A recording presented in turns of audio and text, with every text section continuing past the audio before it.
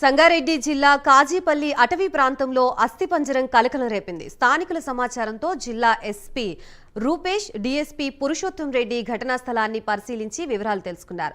ఉత్తరప్రదేశ్కి చెందిన బ్రిజేష్ గోస్వామి ఐడీఏ బొల్లారానికి ఏడాది కిందట వచ్చి క్రేన్ డ్రైవర్గా పనిచేస్తూ ఉండేవాడు. గతేడాది అక్టోబర్ 6న సాయంత్రం నుంచి కనిపించడం లేదని అతని భార్య ఆర్తిదేవి పోలీసులకు ఫిర్యాదు చేశారు. ఈ కేసులో అనుమానితుడు రాజన్ ని విచారించగా అజయ్, సీతు, రాజన్, విజయ్లు కలిసి బ్రజేష్ గోస్వామిని చంపి కాజీపల్లి అటవీ ప్రాంతంలో పడేసినట్లు ఒప్పుకున్నారు.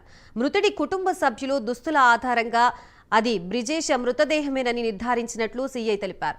పాత కక్షల వల్ల బ్రిజేష్ గోస్వామిని హతమార్చారని పోలీసులు అనుమానం వ్యక్తం చేస్తున్నారు.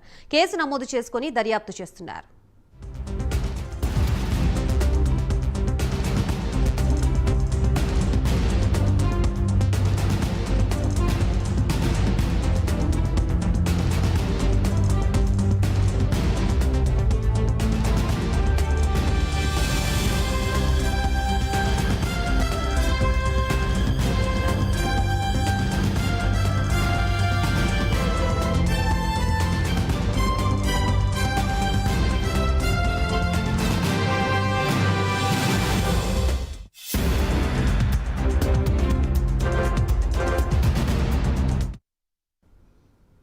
ఏపీలో రాజకీయ పరిణామాలు